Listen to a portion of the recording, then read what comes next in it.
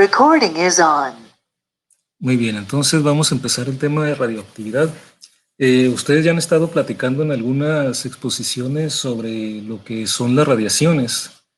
No voy a ahondar en este momento mucho en eso, pero vamos a regresar a ella y a la naturaleza de las radiaciones provenientes de caimientos nucleares.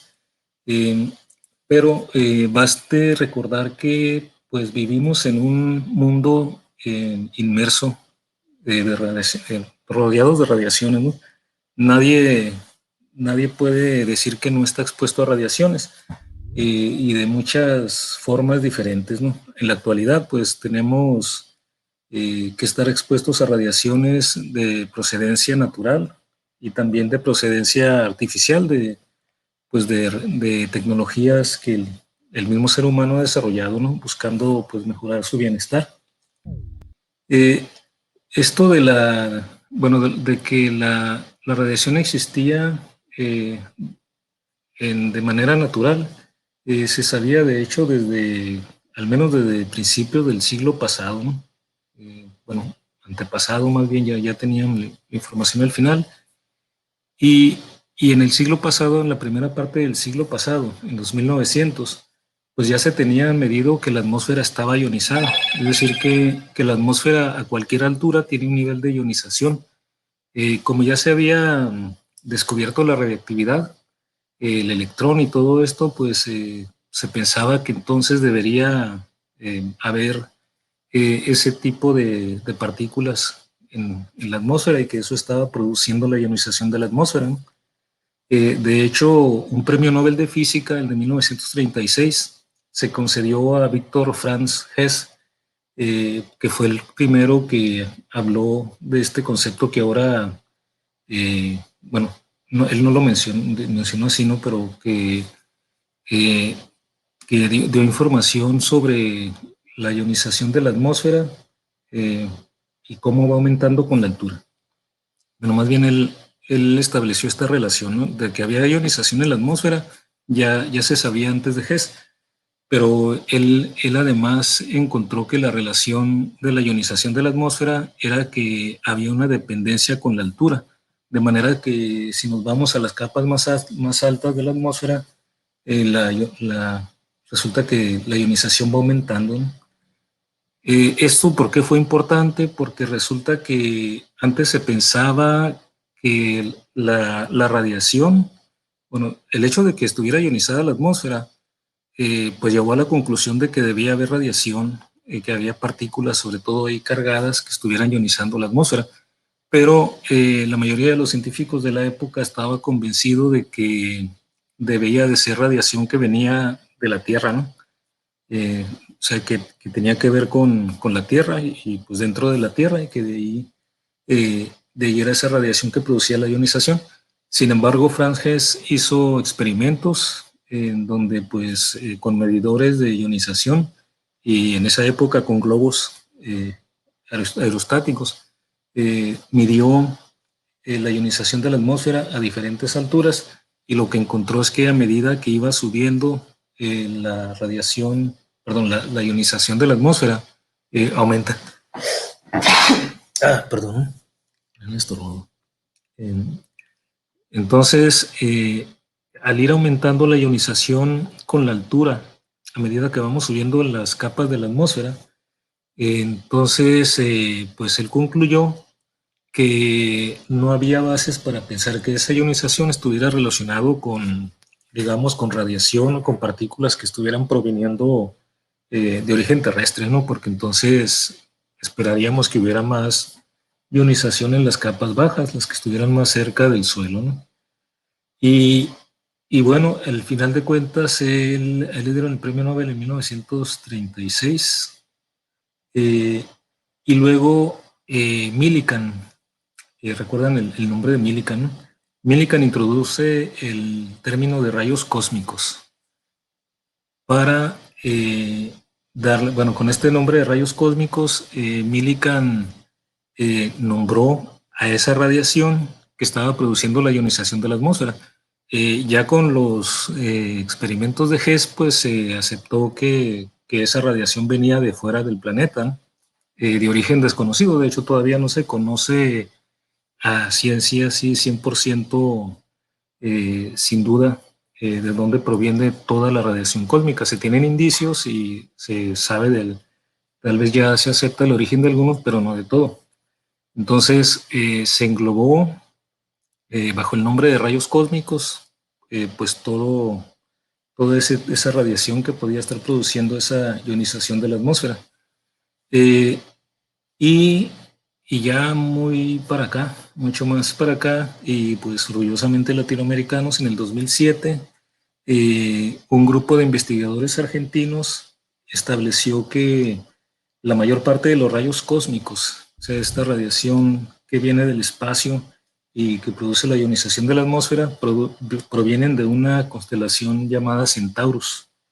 Eh, esa constelación tiene una galaxia que tiene un agujero negro, ¿no?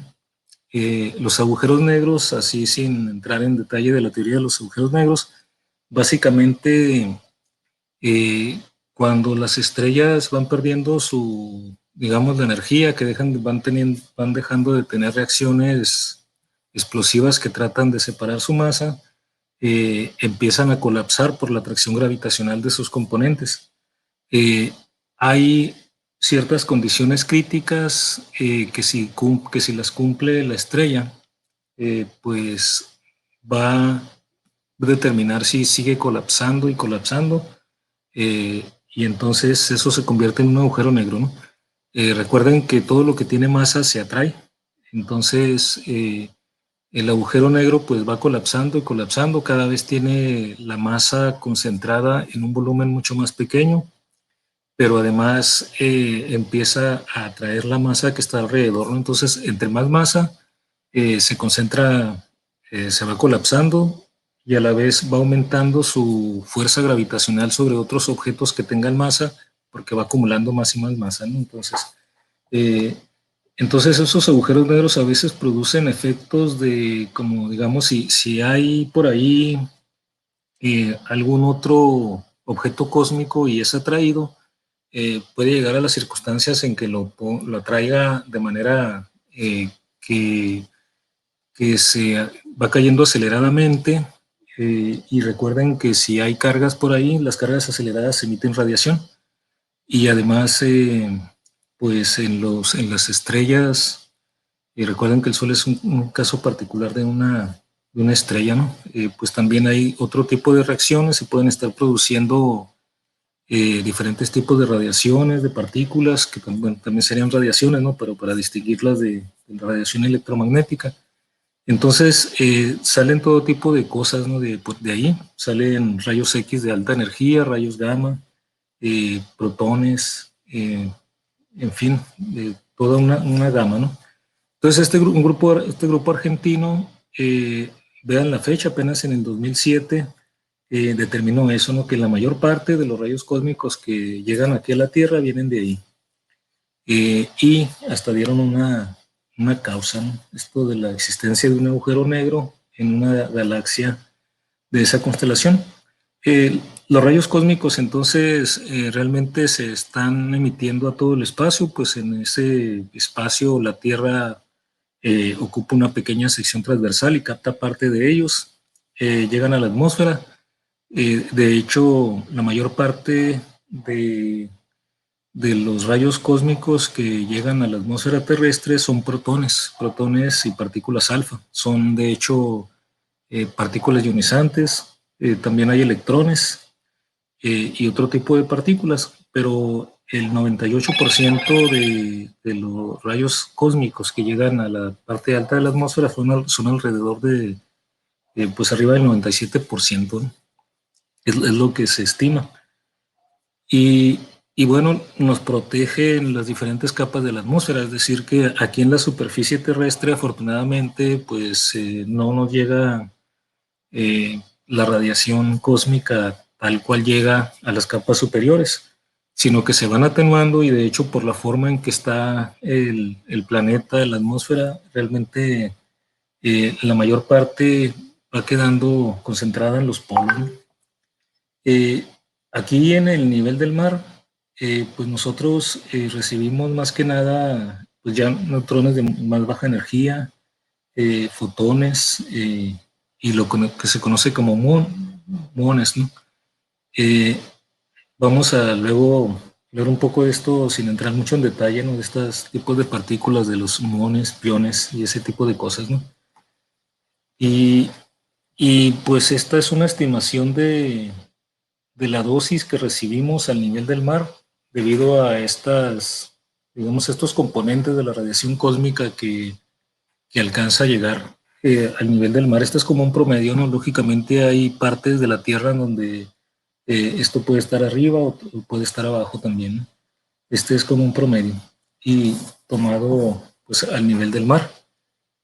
Eh, y bueno, esto de la radiación cósmica pues es una, digamos, lo menciono para recordar que estamos expuestos a la radiación, o sea, nosotros ya estamos habituados.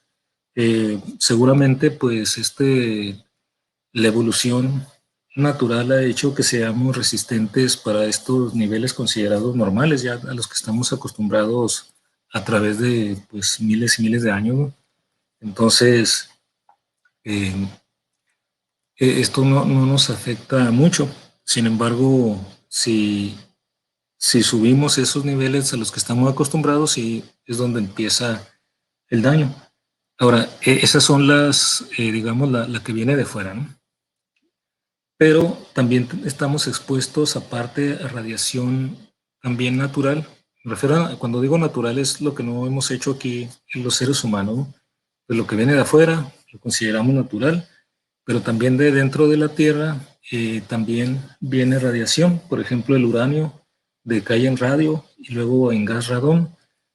Vamos a ver, de hecho, un poco esto de son lo que conocemos como cadenas radiactivas, ¿no? El caminito que van siguiendo los átomos inestables hasta convertirse en un átomo estable. El radón llega ya como en forma de gas, proviene de la Tierra, de hecho es muy común sobre todo en partes donde hay mucho granito. Aquí en Sonora hay muchas partes donde en los terrenos hay mucho granito. El granito tiene pues es muy radiactivo, ¿no? Tiene mucho componente de radón, pero en general, aunque no hubiera granito, siempre va llegando cierta cantidad ciertos niveles de radón, ¿no? Por eso se recomienda siempre en las habitaciones tener una ventilación, digamos, continua día tras día, ¿no? Para que no se acumule.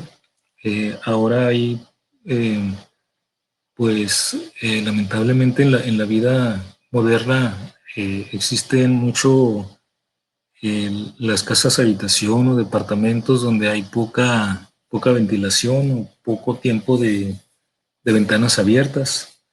Y el clima aquí pues también favorece el encierro, ¿no? Por las refrigeraciones. Pero siempre hay que tratar de ventilar porque en algunos casos más, en otros menos, el radón siempre se está encerrando en las habitaciones. Sobre todo también en casas en donde tienen alguna pared que está enterrada, ¿no? Por ejemplo, casas que están en un terreno en desnivel y que parte de la construcción está en contacto directo con la tierra, ¿no? Pero inmersa, ¿no? Que no está la casa completamente sobre el terreno. Eh, y aparte de esto, de esta fuente que proviene de dentro de la tierra, también tenemos otras fuentes naturales, como el carbono 14. Eh, el carbono, pues de hecho, aparece en una cierta proporción, ¿no? En los organismos vivos, que cuando los organismos mueren, pues esa proporción empieza a cambiar y eso es la base precisamente del fechado, ¿no? Luego vamos a hacer algún ejercicio con esto, pero básicamente es calculando la proporción que hay entre diferentes isótopos de carbono en un organismo, pues ustedes pueden determinar cuándo dejó de estar vivo ese organismo, ¿no? Y eso está pues las plantas, ¿no? También. Nosotros, pues parte de nuestra composición, por ejemplo los huesos, tienen una componente alta también de un isótopo radiactivo, que es el potasio 40. Eh, y entonces nosotros mismos nos estamos autorradiando permanentemente, ¿no? Son niveles, les decía que como en el caso de la radiación cósmica, pues son niveles a los que seguramente la exposición permanente a través de años y años, generación tras generación, pues nos ha hecho evolucionar y nos ha hecho pues resistente a ese tipo de radiación, ¿no? Bueno, a esos niveles de radiación a los que estamos pues permanentemente expuestos. Entonces, tenemos radiación del espacio exterior a la que estamos expuestos. Tenemos además exposición debido a fuentes naturales que vienen de la Tierra, como antes se pensaba que era toda la que producía la ionización de la atmósfera, pero también tenemos de nuestra propia composición, pues fuentes de radiación, ¿no? Radiación ionizante. Los alimentos también son otra fuente de radiación, el agua. Es decir, no podemos asustarnos de que nos vamos a exponer a la radiación siempre y cuando sean niveles a los que estemos ya acostumbrados a tolerar, porque de hecho siempre estamos expuestos. Y, y bueno, luego vienen con el desarrollo de la tecnología, pues aparte, pues las fuentes artificiales. Pues se han desarrollado actualmente técnicas de diagnóstico médico y de terapia, ¿no? Se utilizan, por ejemplo, los rayos X, las tomografías, que involucran pues, diferentes tipos de radiación. Esas son técnicas de diagnóstico médico. También tenemos técnicas de terapia. Se utilizan para tratar el cáncer, por ejemplo, diferentes tipos de isótopos radiactivos.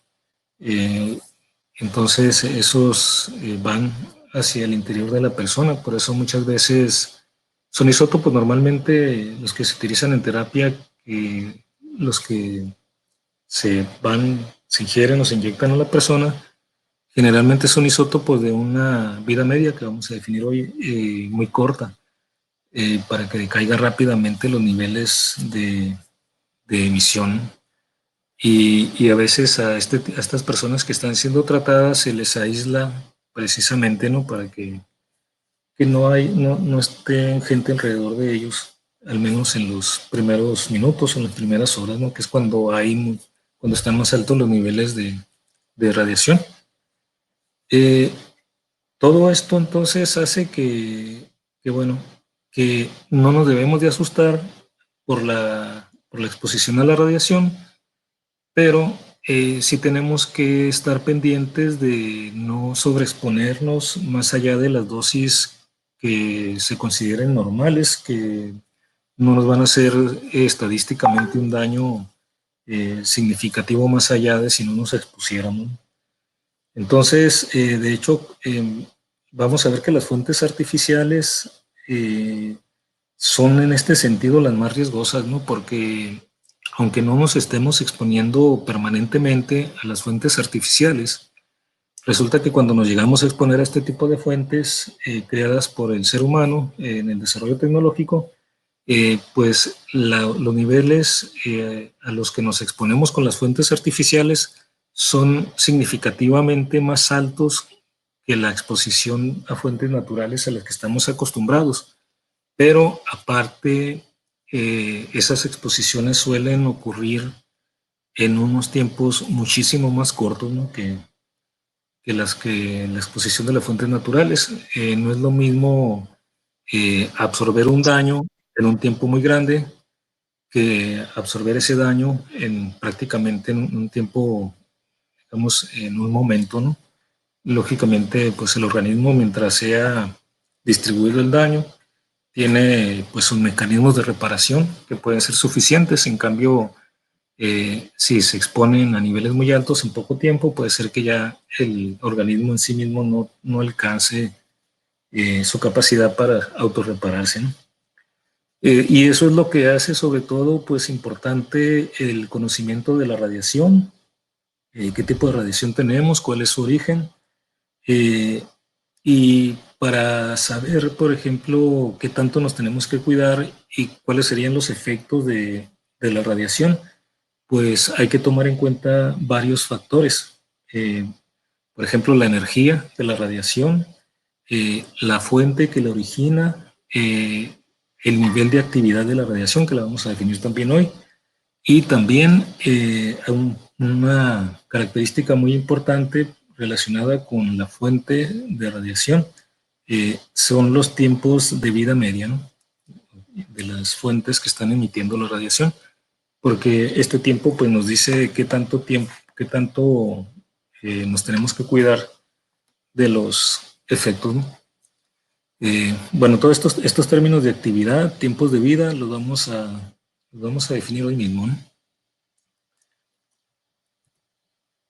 Aquí hay una gráfica de el porcentaje, el porcentaje que corresponde a cada tipo de exposición a la radiación, ¿no?, para los seres humanos.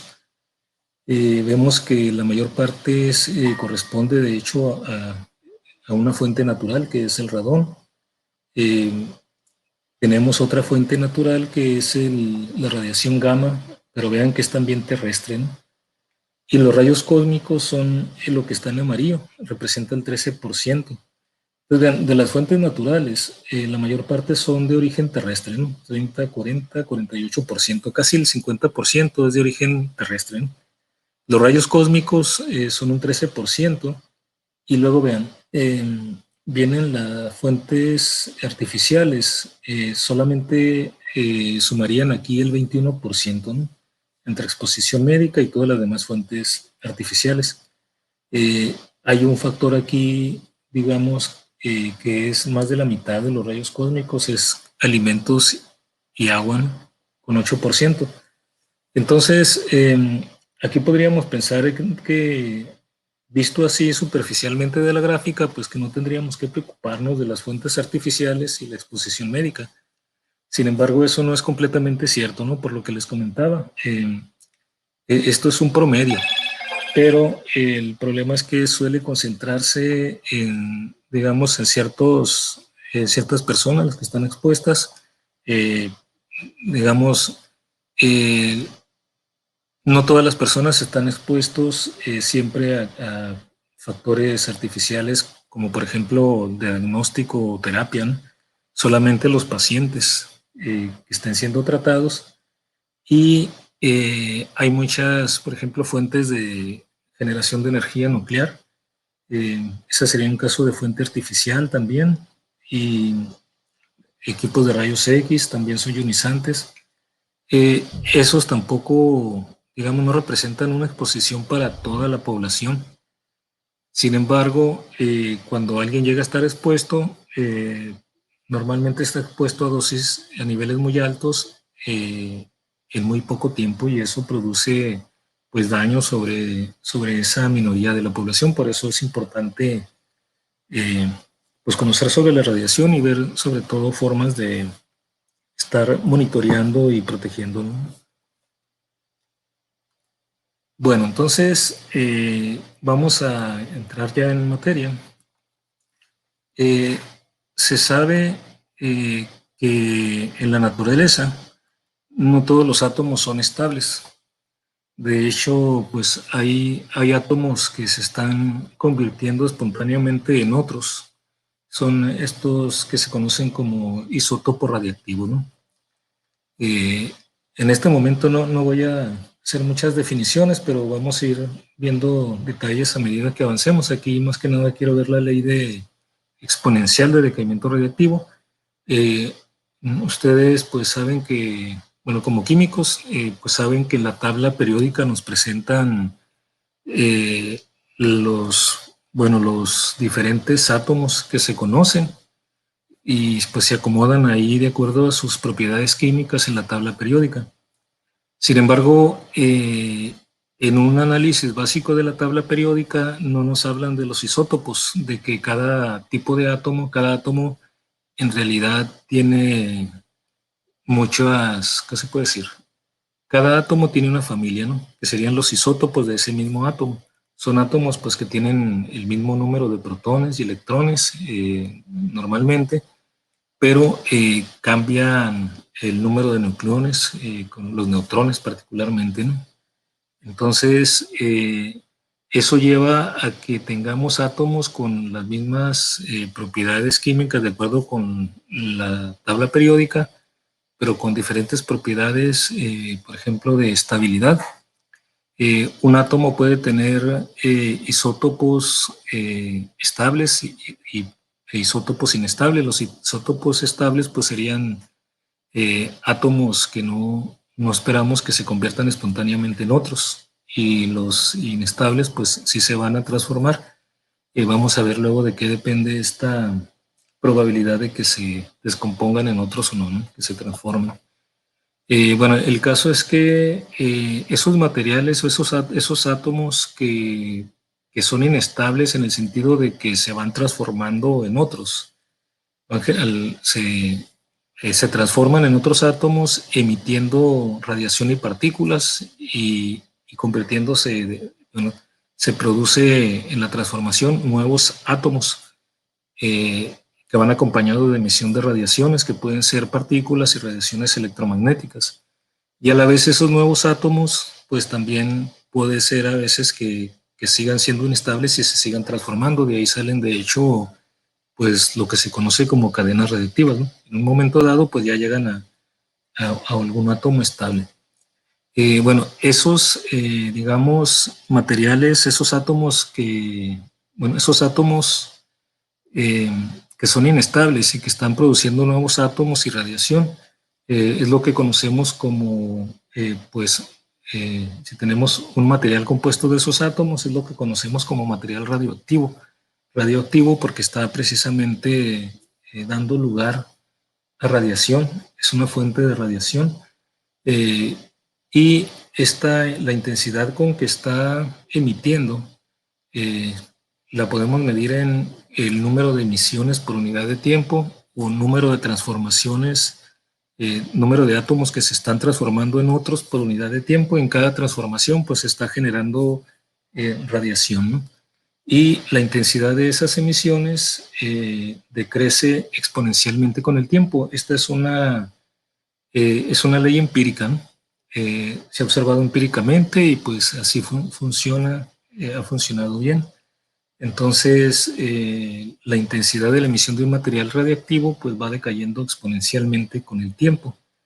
Eh, y también se ha encontrado que la rapidez de decaimiento, o sea, o la razón de decaimiento en cualquier momento, depende del número de núcleos radioactivos que se encuentren en ese momento en la muestra. Es decir, tengo una muestra con un cierto número de átomos radiactivos, o sea, inestables. Entonces, la rapidez con que se están transformando esos átomos inestables en otros depende de cuántos átomos inestables tenga todavía, ¿no? Y, y de aquí podemos definir lo que se conoce como la actividad de una muestra radiactiva o de la actividad de una muestra radiactiva. Lo vamos a definir como el número de desintegraciones por unidad de tiempo. Precisamente las desintegraciones lo entendemos como ese proceso de transformación. Cada vez que un átomo radioactivo se convierte en otro y da lugar al nuevo átomo y a las radiaciones correspondientes, eso es un decaimiento, ¿no? Es un decaimiento, es una desintegración también. Entonces, el número de desintegraciones, es decir, de átomos que se transforman por unidad de tiempo, eso es lo que vamos a definir como actividad. Noten entonces que podemos tener dos muestras que tengan diferentes átomos radiactivos con la misma actividad, pero con diferente nivel de peligrosidad, ¿no? Porque la actividad es el número de desintegraciones por unidad de tiempo, pero diferentes átomos radiactivos van a emitir en cada desintegración diferentes tipos de radiaciones. Entonces, aunque tengamos la misma actividad, el mismo número de desintegraciones por unidad de tiempo en diferentes muestras radiactivas, puede ser que estén emitiendo diferente tipo de radiaciones. Entonces la peligrosidad sería diferente, ¿no? Dependería no solo de la actividad, sino de pues, las características particulares de la radiación que se esté produciendo, ¿no?, en las desintegraciones. Eh, esta actividad, es decir, el número de desintegraciones que están ocurriendo por unidad de tiempo, va a depender de lo que conocemos como la vida media de la especie radiactiva. vamos a definirla. Va a depender entonces de la vida media a medida que transcurre el tiempo, ¿no? Y del número de átomos radiactivos de la muestra. Esta sería entonces la definición, tiene que ver con el número de desintegraciones por unidad de tiempo. Definimos también para tener una cantidad relacionada con la actividad, pero que sea que no sea extensiva, que sea intensiva. Definimos entonces la actividad específica del material radioactivo. Eh, la actividad específica es la actividad por unidad de masa. Vean que entonces la actividad está relacionada con una muestra particular, ¿no? Porque estaría relacionada con el tipo de átomo radiactivo y de la cantidad que tengan. En cambio, la actividad específica pues está relacionada no con la cantidad de masa, sino con el tipo de átomo radiactivo nada más, ¿no? Porque es actividad por unidad de masa. Sería entonces el número de decaimientos por unidad de tiempo por unidad de masa, ¿no? Esas serían las dos definiciones de actividad y actividad específica. Vamos a ver también aquí otras definiciones, pero primero recordando aquí el primer punto. Se ha encontrado que en una muestra de material radioactivo la intensidad de emisiones decrece exponencialmente con el tiempo. Esta ley empírica la podemos representar matemáticamente de esta forma, ¿no?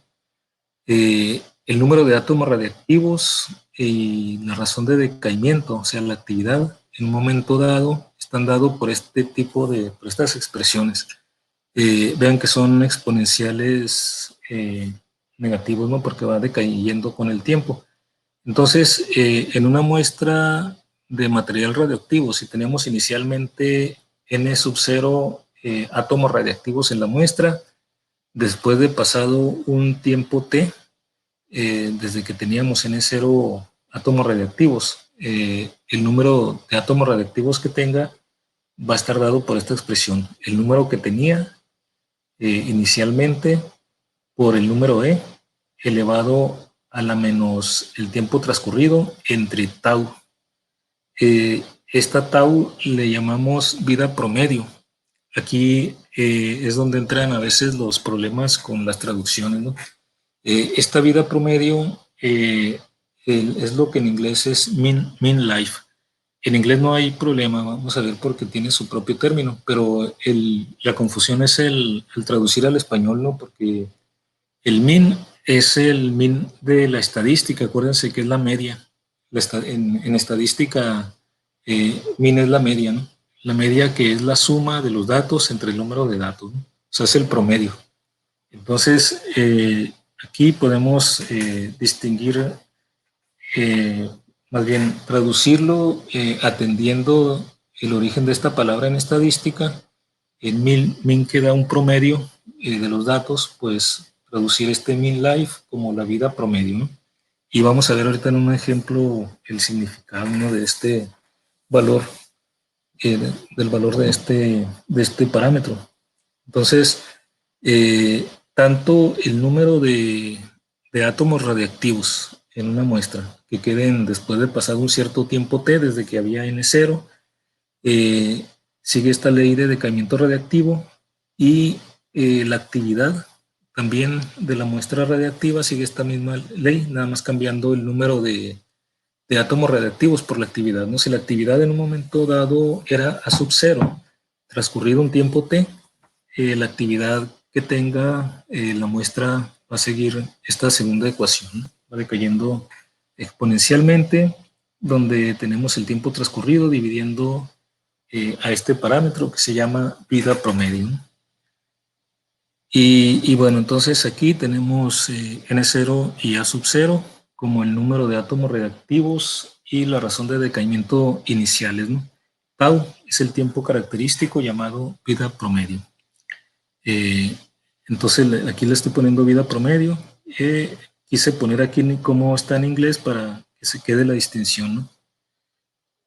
Y vamos a ver aquí también que esta vida promedio, ¿cómo podemos saber qué me dice, qué información me da, ¿no? Pues resulta que como esto es un exponencial, puedo irme a la situación en donde transcurra cuánto me va a quedar de material radioactivo o a cuánto se va a reducir la actividad cuando ocurra un intervalo de tiempo igual a esta vida promedio, ¿no? Entonces, cambio aquí de diapositiva. Eh, la vida promedio tau de un material radiactivo, si, podemos entender qué significa precisamente de la expresión matemática, ¿no? En una muestra de material radiactivo, el número de átomos radiactivos y la razón de decaimiento, o sea, la actividad, van a decaer a 1 entre el número E cada vez que transcurra un tiempo igual a la vida promedio. O sea, que cada vez que pase un tiempo igual a la vida promedio, la actividad y el número de átomos radiactivos va a ser como el 36.8% de lo que había originalmente, ¿no? O sea que transcurrida, si tenía un N0 y un cierto número de átomos radiactivos N0, pasa un tiempo igual a la vida promedio, me queda el 36.8%. Pasa otra vida promedio, me va a quedar el 36.8%, pero del 36.8% que ya me había quedado, ¿no? Es decir que cada vez que transcurra una vida promedio, si transcurrieron 4 vidas promedios, por ejemplo, puedo calcular fácilmente cuánto me queda elevando 0.368 a la 4, si transcurrieron 4, ¿no? Si transcurrieron n vidas promedio, puedo calcular el porcentaje que me queda de átomos radiactivos iniciales o de actividad inicial, elevando precisamente el 0.368 a la n, donde n es el número de vidas promedio que hayan transcurrido. Y ese 0.368 pues es 1 entre el número E. Esto lo podemos ver de aquí, ¿no? Vean, voy a escribir aquí la ley de decaimiento exponencial. Tenemos que el número de átomos reactivos a un tiempo t es n0, los que había inicialmente, por el número e a la menos t sobre tau. Y entonces lo que voy a escribir aquí es, imaginemos que pasa un tiempo t igual a tau. Entonces calculamos cuántos átomos radiactivos quedan al tiempo tau. O sea, pasó un tiempo tau, por eso en vez de n de t tenemos n de tau. Y de acuerdo con esta fórmula, con esta ley exponencial, tendríamos que el número de átomos radiactivos que me queden al tiempo tau va a ser el número de átomos radiactivos que tenía originalmente por el número e elevado a la menos t sobre tau, pero t es igual a tau, entonces aquí tendría menos tau sobre tau, o sea que aquí tendría e a la menos 1. Por eso me queda aquí, entonces el número de átomos radiactivos va a ser el que tenía dividido por el número e, o sea, por el factor 1 entre e. Pero 1 entre e es este e a la menos 1, que es el 0.368, ¿no? O sea que transcurrida una vida promedio me queda como el 36.7% de lo que tenía. Podemos también aquí con estas relaciones, podemos dividir aquí para tener este factor de hecho aislado, dividiendo esta n de t. Esta igualdad la podemos ver como una igualdad entre este término y este otro también, ¿no? Porque son iguales los tres. Entonces, si nada más pensamos en estos dos, el primero y el tercero, puedo pasar el n0 dividiendo a n de t. Entonces, tendría esto, ¿no? N de tau sobre n sub 0. O sea, pasé dividiendo n0 aquí, en la izquierda. Me queda nada más e a la menos 1. Y de la misma forma, podemos también aquí hacer lo mismo, pero para la actividad.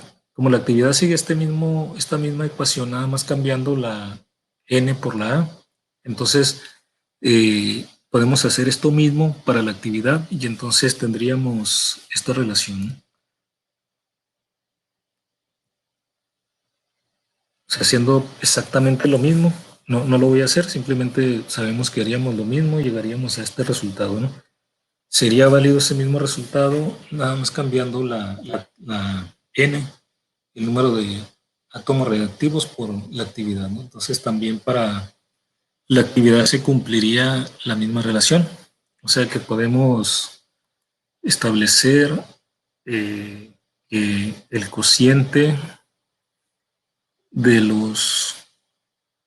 del número de átomos reactivos va a ser igual al cociente de las actividades. Vean, esto siempre va a ser cierto independientemente del tiempo transcurrido. En este caso, estamos igualando estos cocientes del el número de átomos radiactivos entre el número inicial, lo estamos comparando con el cociente de la actividad entre la actividad inicial. Estas razones, estos cocientes siempre van a ser iguales independientemente del tiempo transcurrido. Aquí lo estamos comparando para tau. Si no fuera un tiempo transcurrido igual a tau, sino cualquier otro, de todas formas se cumpliría esta igualdad.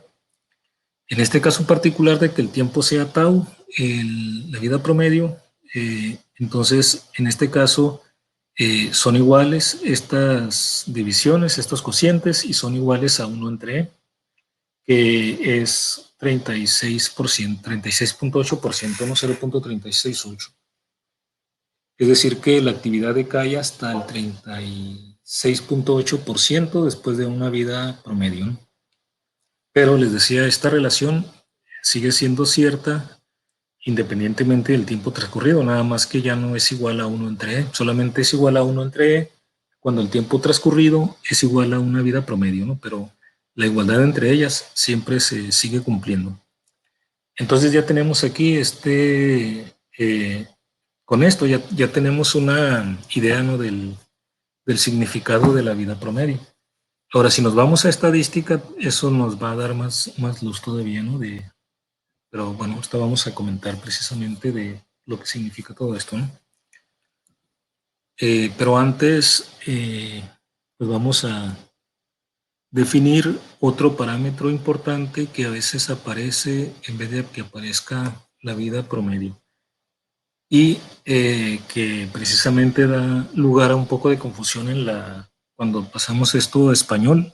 Les decía, en inglés no hay problema porque usan diferentes términos, que es la definición de la vida media.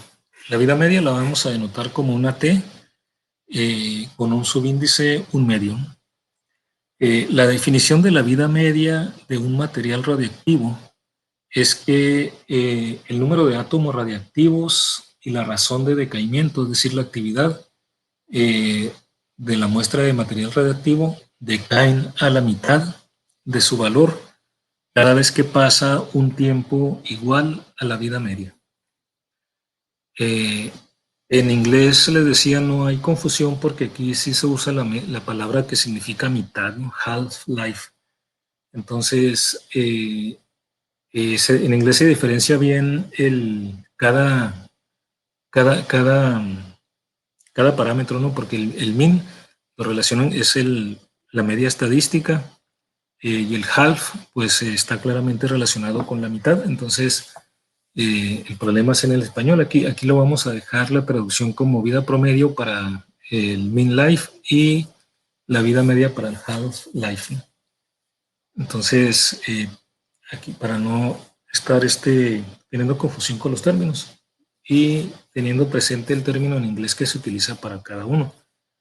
Entonces, la vida media es el tiempo que transcurre para que la actividad y el número de átomos radiactivos en la muestra caigan a la mitad de su valor inicial. Entonces, si queremos saber qué tanto decae, qué tanto se reduce la actividad y el número de átomos radiactivos presentes en una muestra radiactiva, cuando pasan n veces la vida media, como cada vez que pasa una vida media se reduce a la mitad, que es 0.5 o 1 medio. Entonces, la fracción que queda sería 1 medio elevado a la n. Por ejemplo, transcurre una vida media, se reduce a la mitad. Transcurre otra vida media, se reduce a la mitad de la mitad, sería un cuarto. Y luego transcurre otra vida media, se reduce a otra mitad, quedaría en un octavo, ¿no? Entonces, esas fracciones las iríamos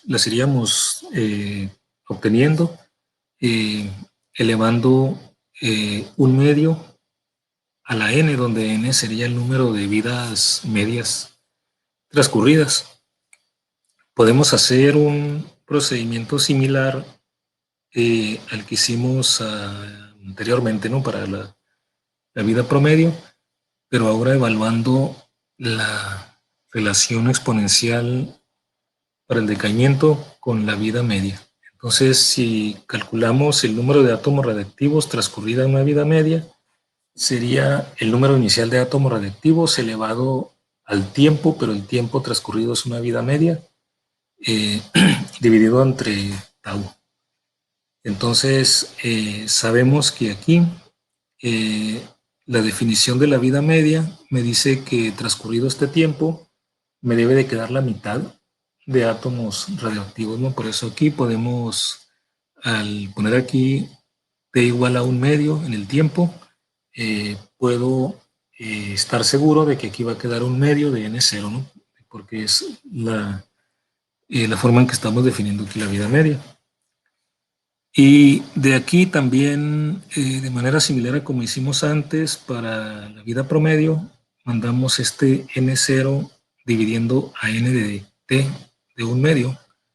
Es decir, el número de átomos radiactivos pasado un tiempo igual a la vida media dividido entre n0, me quedaría entonces 1 medio, ¿no? Tendríamos esta relación que sale de mandar este n0 a dividir esta n de t 1 medio, ¿no? Y entonces tenemos esta proporción y bueno, podemos hacer esto mismo también como antes para la actividad.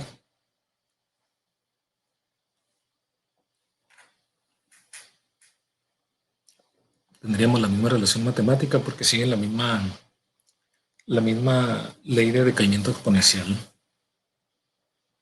Y entonces completamos para la expresión que está en rojo, pero ahora para la actividad guardarían la misma relación.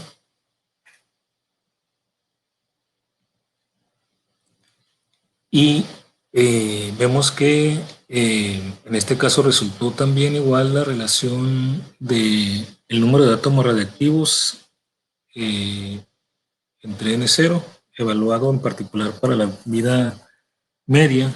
Dijimos que esta relación de que el cociente, estos cocientes que están en rojo, siempre van a ser iguales independientemente del tiempo transcurrido. Por eso también se cumple para cuando el tiempo es justamente una vida media.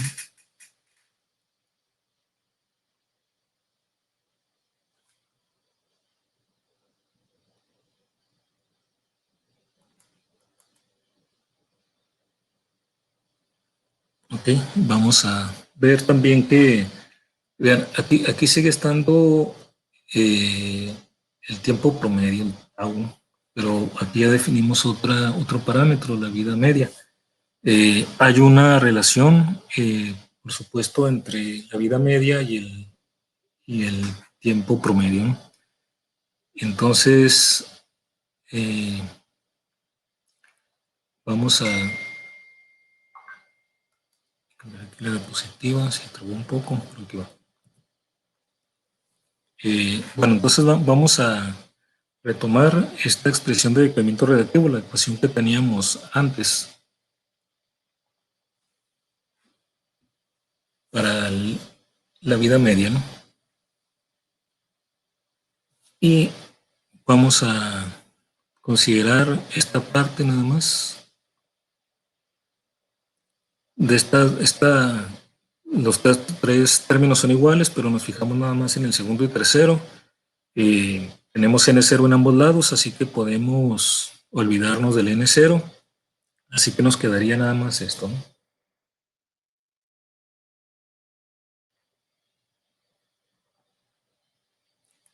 para qué esto? Porque bueno, aquí aparece la vida media y aparece el tiempo promedio. Podemos llamar tiempo promedio, tal vez también podríamos llamarlo vida promedio, ¿no?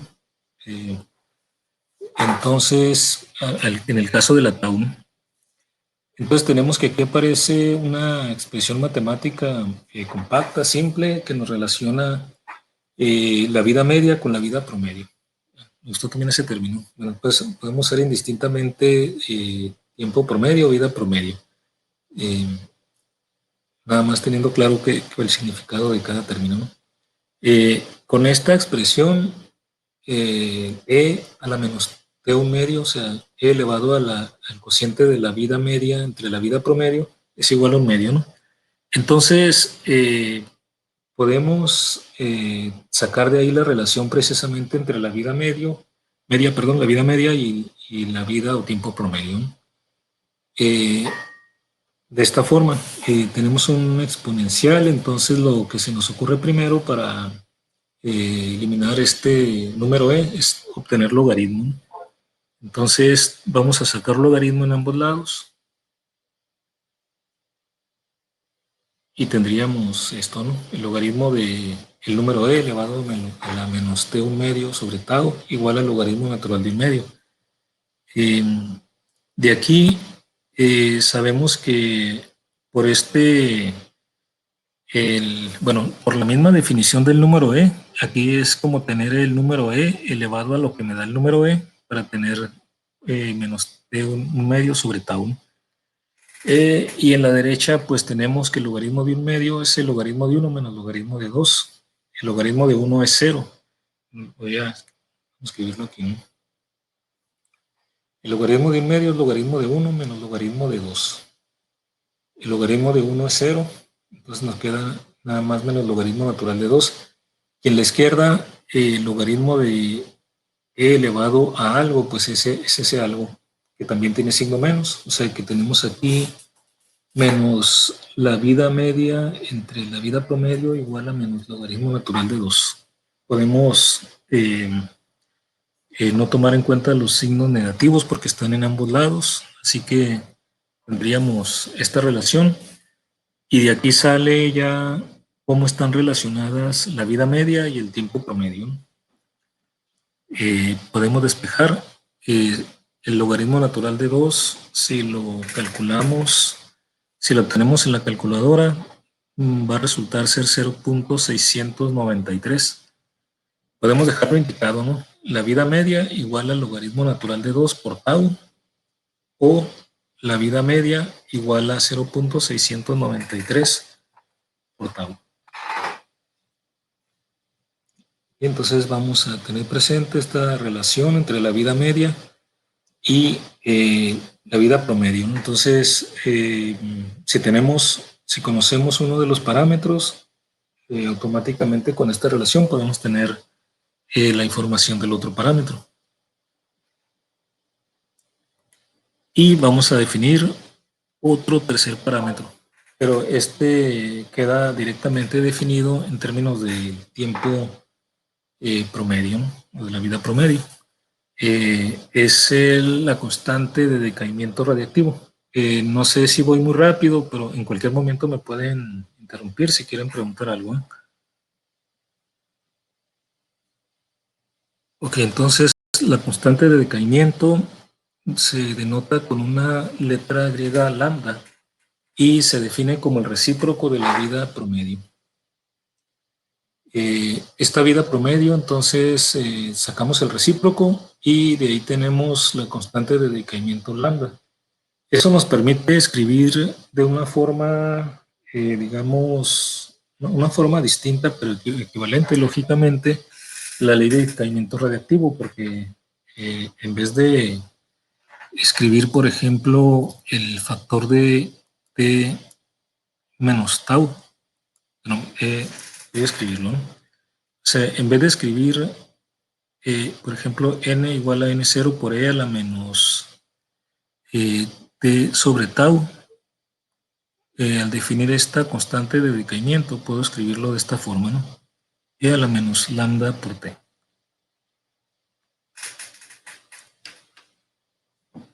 Y entonces, de hecho, muchas veces van a ver que esta ley de decaimiento radiactivo aparece de esta última forma, ¿no? Como E a la menos lambda T. Entonces hay que tener presente que esa lambda es el recíproco de, de la vida promedio, ¿no? Y a la vez la vida promedio pues está relacionada con la vida media. Así que tenemos esos tres parámetros que caracterizan esta ley de decaimiento radiactivo. Bueno, no sé si hay preguntas hasta aquí. ¿Cómo vamos? No, doctor, bueno, de mi parte no, todo bien. Que muy bien, entonces vamos a hacer un ejercicio para... son cálculos sencillos con estas ecuaciones, pero para evidenciar más el significado de estos parámetros. Es este, ¿no? El nivel de radioactividad de una muestra de carbono 60 decrece en 50% en 5 años y a 36,8%, entre paréntesis, es 1 entre E, ¿no? 1 entre E, de hecho, vimos que es 0,368. Entonces decrece la radioactividad a 50% en 5 años y a 36,8% en 7,22 años. La pregunta aquí, bueno, una de las preguntas es, ¿cuál es la vida media del carbono 60? Y calcule la constante de decaimiento en 1 entre años y 1 entre segundos. O sea, calcular la constante de decaimiento, o sea, la lambda, ¿no? En años y en segundos recíprocos, ¿no? Interprete este resultado para un solo átomo de carbono 60. Vean, esto es para una muestra de carbono 60. Una muestra radiactiva, de hecho, tiene un número muy grande de átomos radiactivos. Van decayendo y entonces va quedando en 5 años, queda la mitad de átomos radiactivos. Luego, en 7,22 años, decae a 36,8% del número de átomos que había. Aquí, después de calcular la vida media, nos pide calcular la constante de decaimiento en diferentes unidades de tiempo, pero nos pide que interpretemos el resultado que obtengamos no para la muestra radiactiva, sino para considerando un solo átomo de carbono 60. Bueno, entonces, la primera pregunta la podemos contestar, de hecho, directamente, por lo mismo que nos están diciendo que decrece a 50% la radioactividad en 5 años. Como la definición de la vida media es que en ese tiempo decae a la mitad la actividad, decae a la mitad el número de átomos radiactivos, entonces de ahí mismo vemos que precisamente nos están diciendo que la vida media son 5 años, ¿no? Entonces ya tenemos la respuesta a la pregunta. Eh, Prácticamente nos dan ahí la respuesta, ¿no?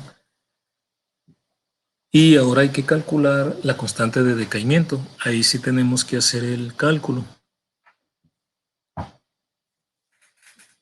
¿Qué valor tendríamos para la constante de decaimiento? Tenemos que recordar que la constante de decaimiento está definida como el recíproco de la vida promedio, ¿no? Noten que uso la palabra recíproco. En muchos libros dicen el inverso, ¿no? La inversa.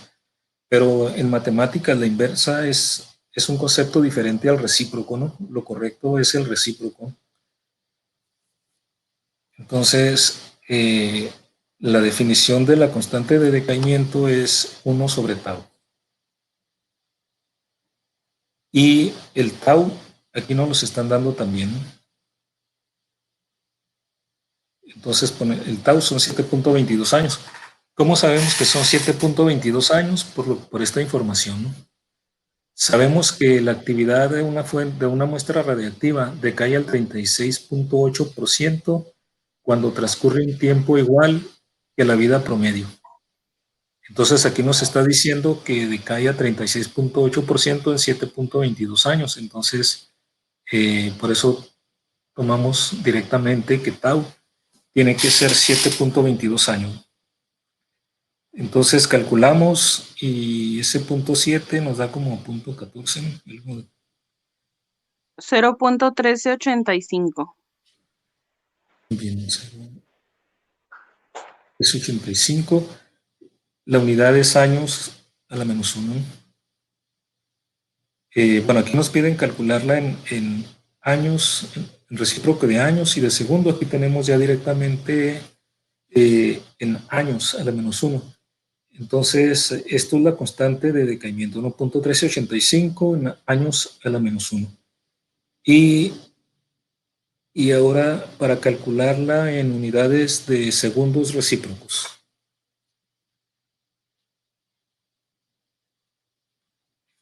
Vean, el número de segundos en un año lo podríamos calcular pues multiplicando 365 días por 24 horas que tiene cada día, por 60 minutos que tiene cada hora, por 60 segundos que tiene cada minuto.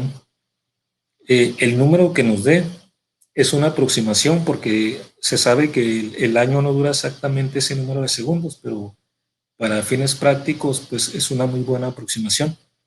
Entonces, si lo calculamos de esa manera, o sea, sería el número de segundos en un año, 365 por 24 por 60 por 60, ¿no? Nos daría, si lo ponen ahí en la calculadora, nos daría como 3.15 por 10 a la 7.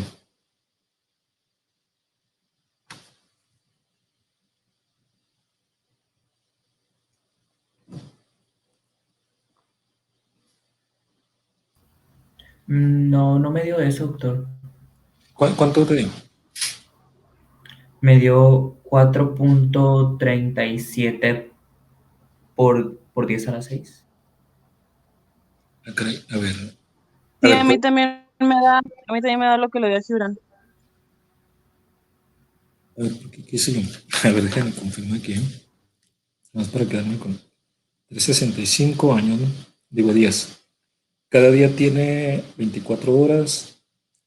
Cada hora tiene 60 minutos y 60 segundos.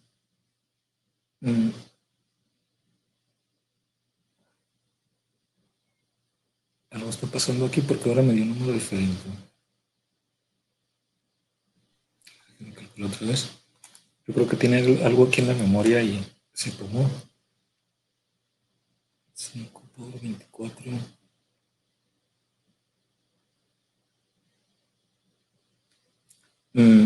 A ver, es que me vuelve a dar 3.15. A ver, son 365 días del año, ¿no? A mí Y también me luego, da 3.15. ok, sí, porque la segunda vez me salió otro valor, pero luego me volvió a salir esto. Es que son 365 días del año. Cada día tiene 24 horas, o sea que hay que multiplicar 365 por 24. Eso me daría el número de horas. Y cada hora tiene 60 minutos. 60 minutos tiene 60 segundos. O sea que sería 365 por 24 por 60 por 60. Otra forma de verlo es que la hora tiene 3600 segundos, entonces sería 365 por 24 por 3600. Sí, así la saqué. Sí, es 3.15.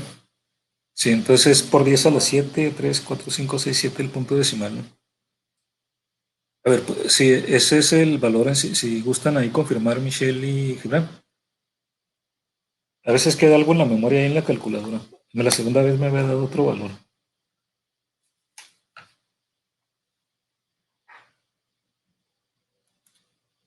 A ver, entonces un año tendría 3.15 por 10 a la 7 segundos.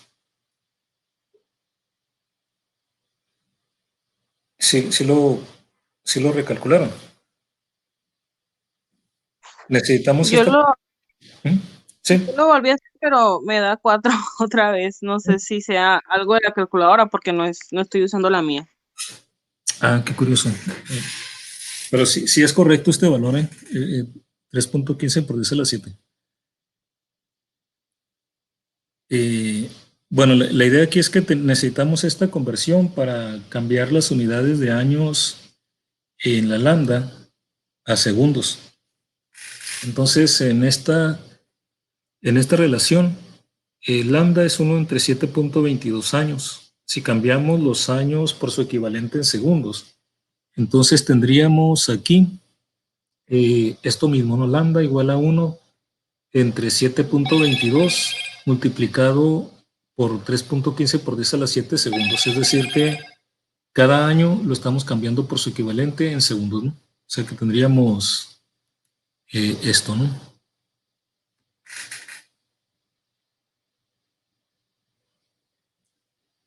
O sea, 7.22, el 3.15 por 10 a la 7 segundos sustituye al año. Y entonces aquí calculando esta división nos daría ya la lambda en segundos a la menos 1, ¿no?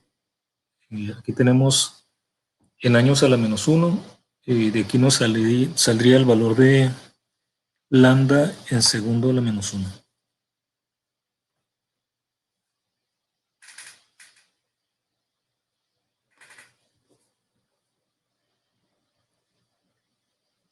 Diez a la 7,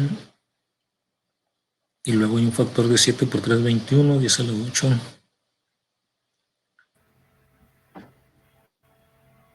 4.39 por 10 a la menos 9. 4.39 por 10 a la menos 9. Vamos a dejarlo como una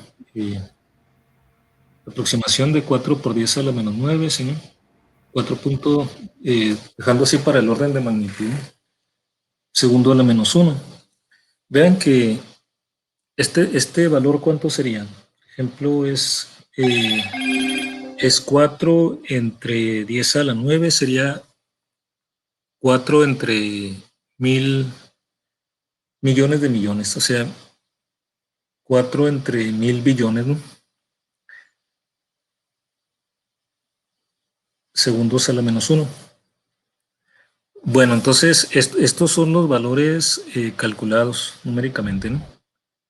Ahora, ya que los calculamos la constante de decaimiento en años, bueno, en recíprocos de año y segundos. Entonces nos pide interpretar este resultado, pero no para la muestra radiactiva, sino para un solo átomo. Acuérdense que esto, cuando hablamos de estos parámetros, los estamos relacionando con una muestra radiactiva, pero en este ejercicio nos piden que interpretemos estos parámetros que significarían para un solo átomo de carbono 60. Entonces, ¿cómo podríamos interpretar estos valores para un solo átomo, considerando ya no la muestra, sino un solo átomo, ¿no? O sea, sabemos que la vida media significa que la muestra va a decaer a la mitad del número de átomos radiactivos y la actividad va a decaer a la mitad en ese tiempo, ¿no? En tiempo igual a la vida media. Sabemos que en una vida promedio el número de átomos radiactivos y la actividad van a decaer al 36.8%. Pero, ¿qué significaría, digamos, ya no para la muestra en sí, sino para un átomo, para un solo átomo radiactivo de la muestra, ¿no?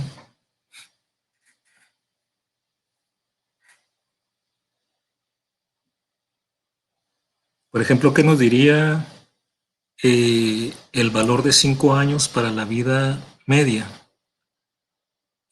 para un átomo? Imagínense que ahora es un solo átomo. ¿Qué significa que el carbono 60 tenga una vida media de 5 años? Pero ahora considerando un solo átomo.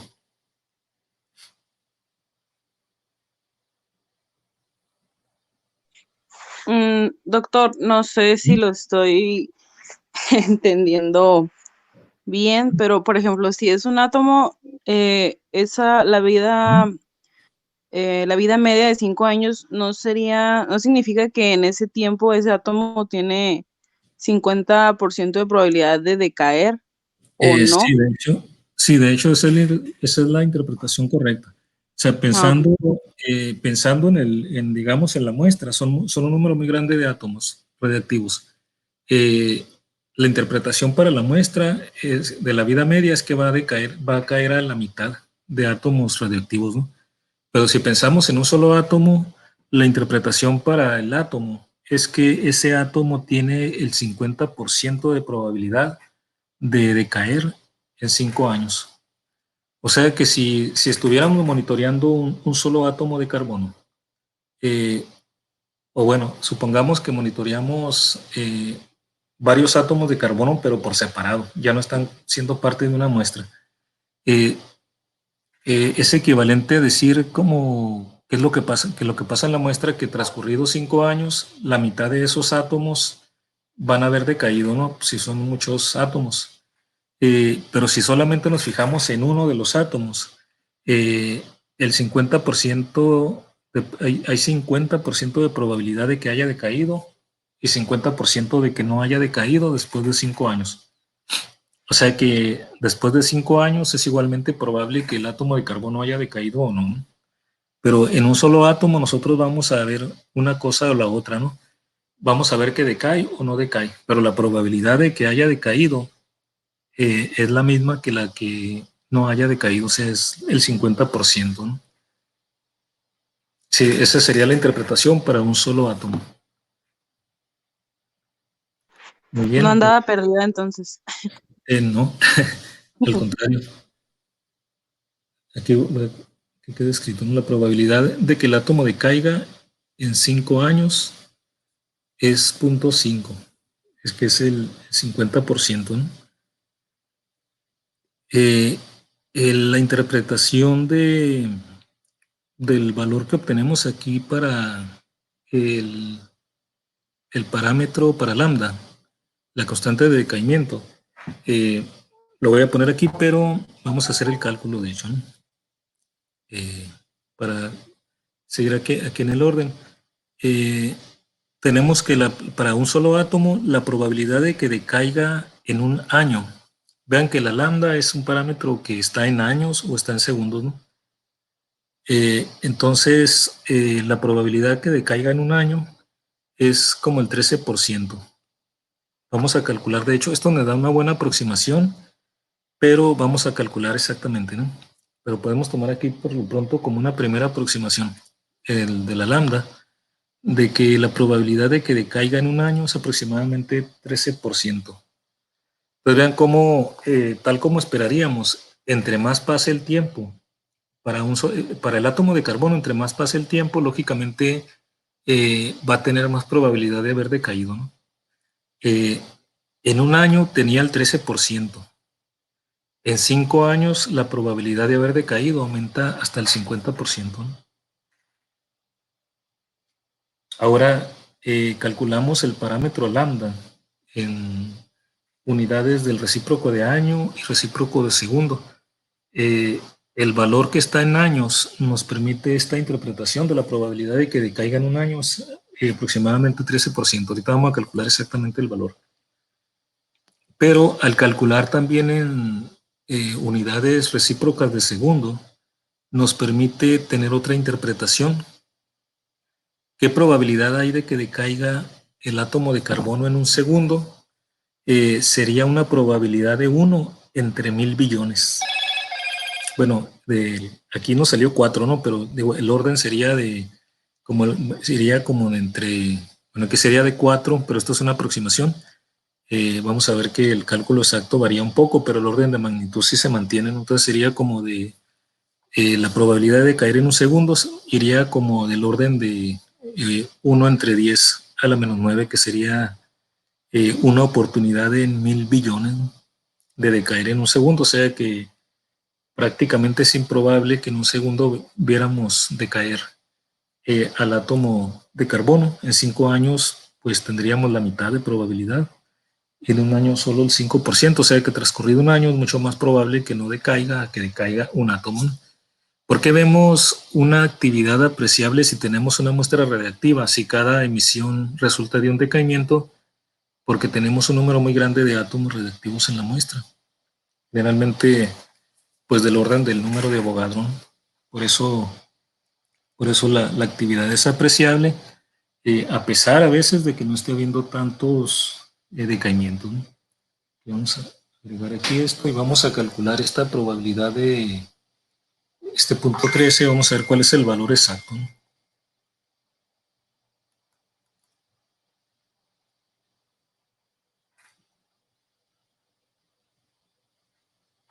Bueno, entonces con la constante de decaimiento.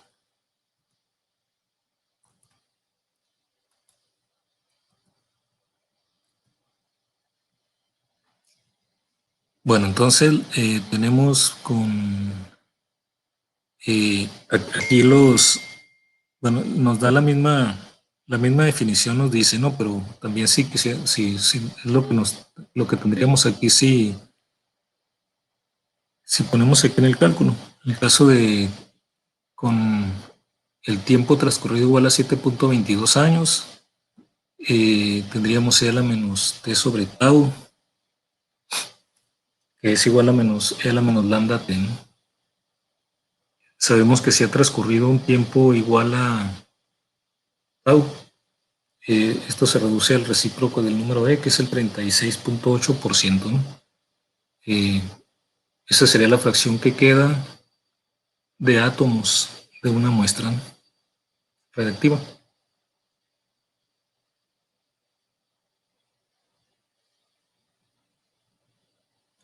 Bueno, si queda el 36.8% o 0.368, ¿no?, de lo que había originalmente, entonces, ¿cuánto decayó?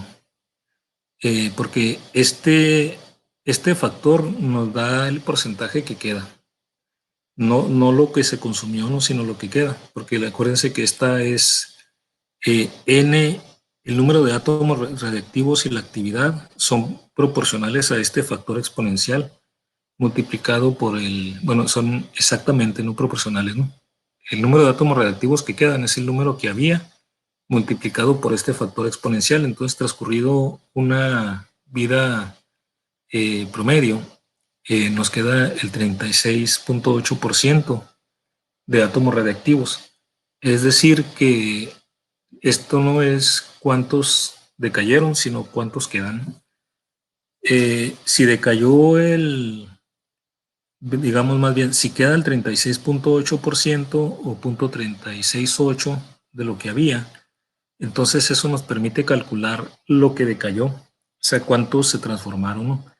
¿Cuántos serían los que se transformaron? Pues sería del 100% menos 36.8%, ¿no? Si queremos calcularlo en fracción decimal, sería 1 menos 0.368, ¿no? O en tanto por ciento sería 1 menos 0.368 multiplicado por 100, ¿no? O sea que si queremos saber qué tantos decayeron, o qué porcentaje más bien, ¿no? O sea, el 36.8% es lo que queda. Por lo tanto, decayó sería 1 menos lo que queda, ¿no? 1 menos lo que queda es lo que decayó. Si queremos porcentaje, multiplicamos por 100 y entonces lo resultante sería el tanto por ciento, ¿no?, de los átomos.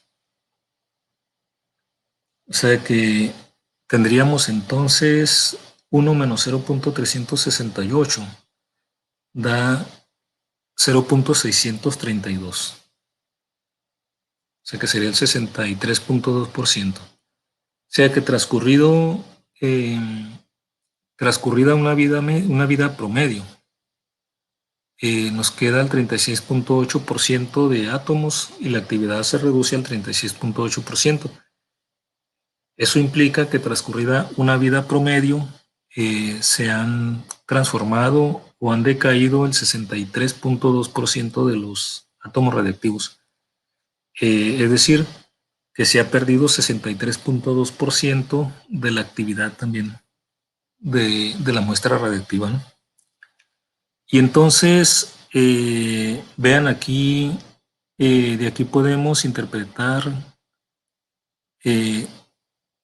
precisamente en términos de un solo átomo ahora para 7.22 años, ¿no? Vean que si se perdieron se perdió el 63.2% de los átomos en este tiempo de 7.22 años, interpretado para lo que le pasaría a un átomo, a un solo átomo, si lo estuviéramos monitoreando. Entonces podríamos decir que un átomo individual de carbono tendría probabilidad de 63% de decaer en 7.22 años. Entonces, esto sería la conclusión que tendríamos de acuerdo con este valor de la vida promedio para un solo átomo. O sea, el átomo individual tendría una probabilidad de 63% de decaer en 7.22 años, porque esto es el porcentaje, el 1 menos 0.368 me da el porcentaje que decae, no lo que queda, ¿no? Pero entonces para el átomo, como me interesa la probabilidad de que decaiga, sería precisamente 632. El punto 368 pues sería la probabilidad complementaria de que no decaiga. Entonces, vean, tenemos como el 13% de probabilidad de que decaiga en un año, 50% en un año y 63% en 7.22 años. Tal como esperaríamos, entre más pase el tiempo, la probabilidad de que el átomo decaiga, el átomo individual, ¿no?, de que el átomo decaiga, pues va aumentando a medida que pasa el tiempo, ¿no?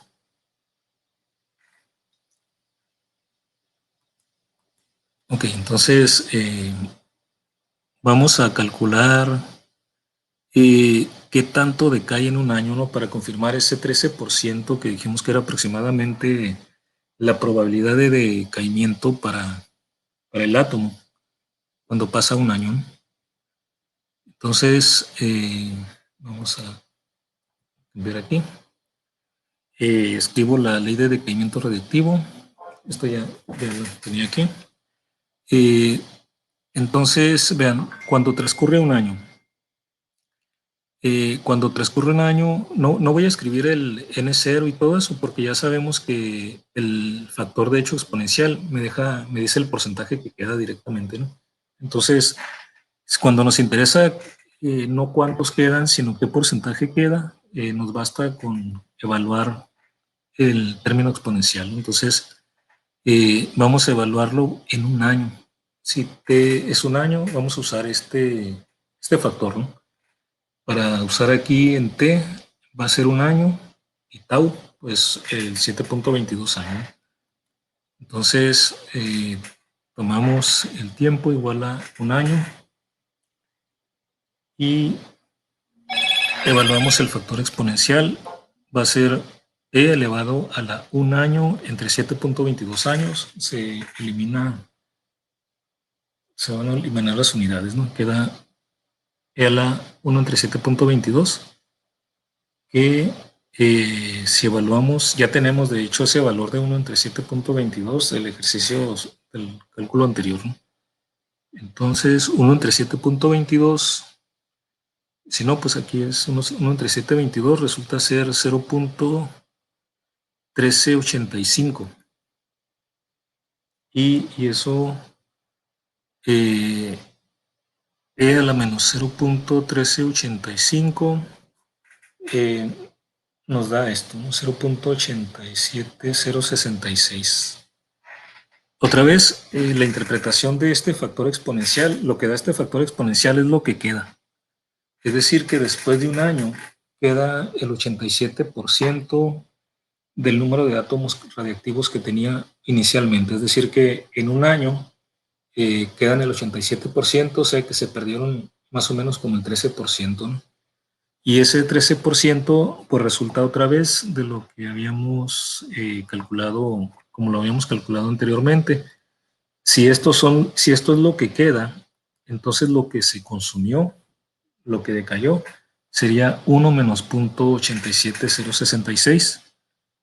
Y ese número me da 0.1293, que es aproximadamente 13%, lo que les decía, ¿no? Entonces, calculamos lo que queda, de lo que queda podemos estimar, podemos calcular entonces lo que se consumió, y ese porcentaje es lo que relaciono con la probabilidad de decaimiento de un átomo individual. Es decir que aquí estaríamos interpretando como que el átomo tiene 13% de probabilidad, aproximadamente, no 12.9%, aproximadamente 13% de probabilidad de decaer en un año. Que sería 13% un año, 50% en 5 y ¿cuánto era en 7.22 años? Como 60 y tantos por ciento, ¿no? 63.2. 63.2%. Muy bien, no sé si hay alguna pregunta sobre esto que hemos visto. No, la verdad, todo bien por el momento. Muy bien, bueno, entonces yo creo que vamos a dejarlo hasta aquí por hoy, y continuamos en la siguiente. Vamos a hacer algunos ejercicios, ¿no? Eh, para familiarizarnos más con estos conceptos, y vamos a ir viendo pues las unidades en que se mide todo esto, ¿no? Para ir avanzando en estos temas. Entonces, pues lo dejamos hasta aquí por hoy entonces, y continuamos en la próxima semana. Ya nos ponemos de acuerdo, no sé si